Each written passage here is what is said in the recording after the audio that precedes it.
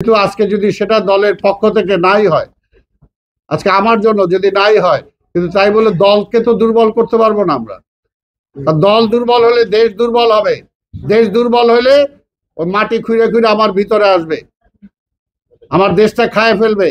কাজে বিএনপির প্রতিষ্ঠা তো এটার জন্য হয় নাই, বিএনপির প্রতিষ্ঠার জন্য হয় নাই। আরেকটা সাইবার যুদ্ধ আপনাদেরকে আরো কঠিনভাবে এই জন্যই করতে হবে, কারণ বাংলাদেশের মিডিয়া কোনোভাবেই আমার পক্ষে না। ম্যাক্সিমাম মিডিয়া দেখেন, কারণ মিডিয়ার মালিকগুলো কারা আজকে দেখেন। তো সেই কারণে তারা তো দেশের পক্ষে হইতে পারে না। তো সেই কারণে আমি যদি আজকে সাইবার ওয়ার্ল্ডে আমার অবস্থা যদি আমি দৃঢ় করতে না পারি, তাহলে এই মিডিয়া আপনার কয় দিক দিয়ে আপনাকে ফাইট করতে হবে। এই মিডিয়াগুলো অপপ্রচার করে, তার বিরুদ্ধে ফাইট করতে হবে। সাইবার ওয়ার্ল্ডে যে বট বাহিনী আছে তার বিরুদ্ধে আপনাকে ফাইট করতে হবে।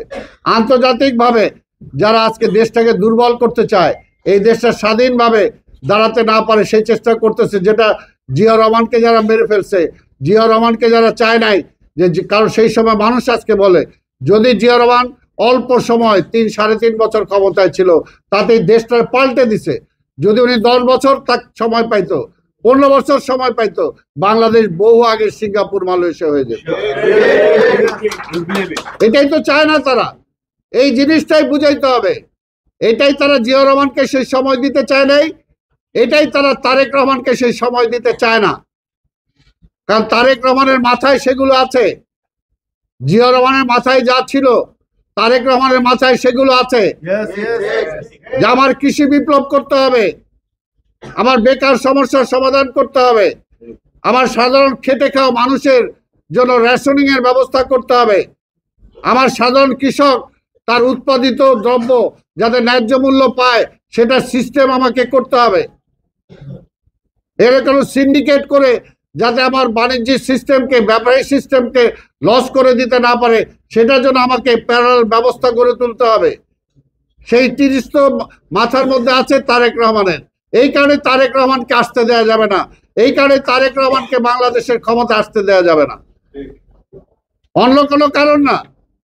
কারণ একটাই, দেশের স্বার্থে। অর্থাৎ দেশ দাঁড়াবে, এটা তো হইতে পারে না, তাহলে তারা তাদের বাজার হিসাবে ব্যবহার করতে পারবে না। আপনারা দেখছেন ফ্যাসিবাদের আমলে আমার যুবকরা চাকরি পায় না, অথচ তাদের এখান থেকে লোকজন আইসে আমার এখানে ভাড়া খাইতে গেছে, টাকা নিয়ে গেছে, তাদের পর্যাপ্ত টাকা। অথচ আমার শিক্ষিত বেকারদের কোনো সংস্থা, কর্মের সংস্থান নাই। জিয়া রহমানের আমলও তাই।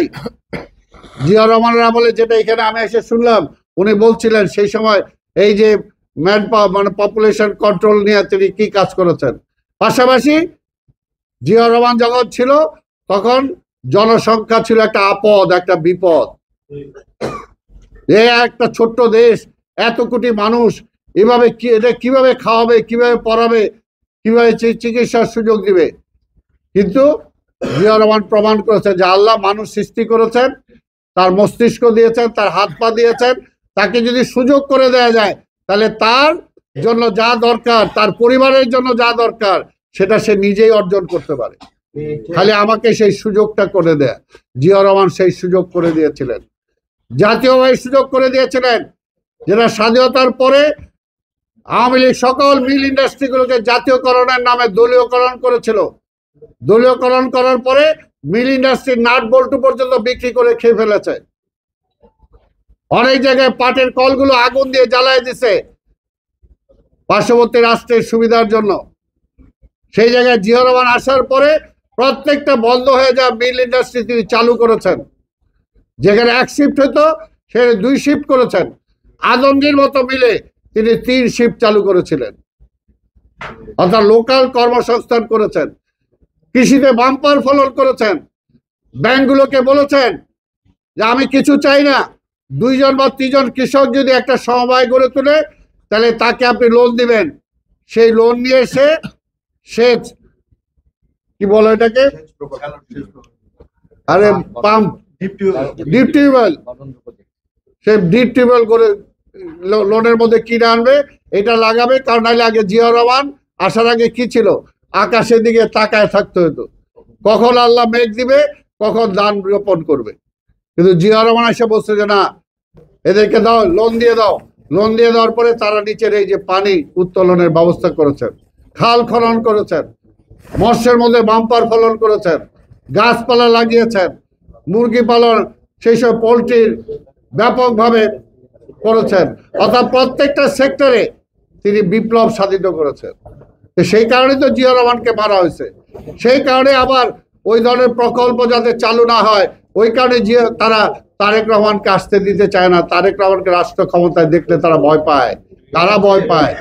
যারা দেশের স্বার্থে না, যারা দেশের স্বার্থে কাজ করে না, যারা দেশের স্বার্থকে ক্ষুণ্ণ করতে চায়, বিদেশিদের স্বার্থ রক্ষা করতে চায়, তারাই চায় না তারেক রহমান ক্ষমতায় আসুক। এটা হলো পরিষ্কার। কাজে এই বিষয়গুলোই আপনাদেরকে সবচেয়ে বেশি আপনাদেরকে তুলে ধরতে হবে। আপনারা যদি তুলে ধরতে পারেন তাহলে এইটাই একটা, এটা সুন্দর। যেটা আরেকটা আপনারা নিজেরাই বলেছেন যে আজকে সবচেয়ে বড় যেটা আজকে তরুণ প্রজন্মের হাতে একটা মোবাইল আছে, সবার হাতে হাতে আছে। এখন রিক্সা শ্রমিক সবার কাছেই থাকে, কৃষকের কাছেও থাকে।